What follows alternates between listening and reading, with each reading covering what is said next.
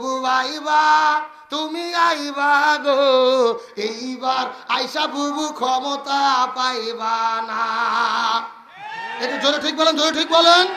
বুবু আইবা তুমি আইবা গো, এইবার আইসা বুবু ক্ষমতা পাইবা না।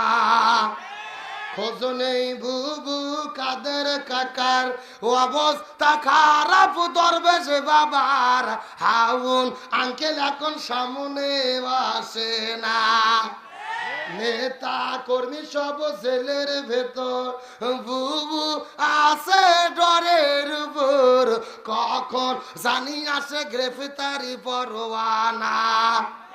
বুবু আইবা তুমি আইবা গো, এইবার আইসা বুবু ক্ষমতা পাইবা না।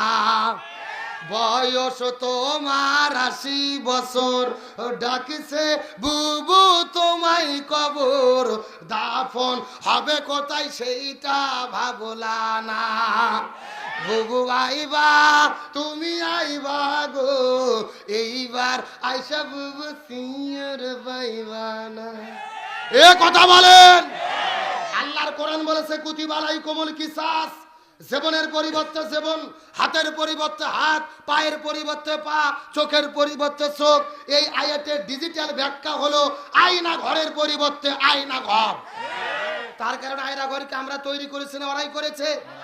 আমাদের প্রিয় ভাই ব্রিগেডিয়ার আমান আজমি, ব্যারিস্টার আরমানকে 13 বছর আয়না ঘরে বন্দি করে রেখেছে। সূর্যের আলো দেখতে দেয়নি, বাইরের বাতাস দেখতে দেয়নি। আজান যখন হতো বক্স বাজাই আজান পর্যন্ত শুনতে দিত না। ডক্টর ইউনূস সরকারকে বলবো, ওই স্বৈরাচারের যত এমপি মন্ত্রী গ্রেপ্তার হয়েছে বিচার চলাকালীন অবস্থায়, এদের জেলে বন্দি রেখে জামাই আদর করলে হবে না, এদের প্রত্যেককেই আয়না ঘরে বন্দি করে রাখতে হবে। আলোচনা কি চলবে? শেষ পর্যন্ত থাকবেন তো ইনশাল্লাহ? দেখি থাকবেন না কারা কারা, একটু হাত তোলেন তো।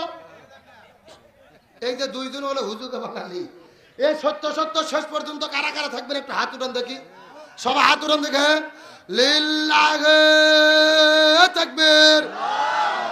এ সাউন্ড হয় না, হাত উঠান। মাঝখানে মুরব্বি মুরব্বি, এ ছেলে সবাই একটু হাত উঠান। সবাই একটু গলা কাকার দাম তো দেখে। লিল্লাহি তাকবীর।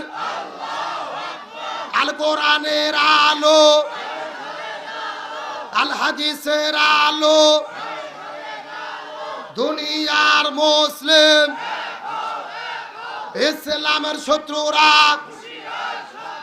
কোরআন আছে যেখানে। করেছি আমার ইবাদত করার জন্য, সুবহানাল্লাহ কর। এখন আজকের আলোচনার মেইন সাবজেক্ট হলো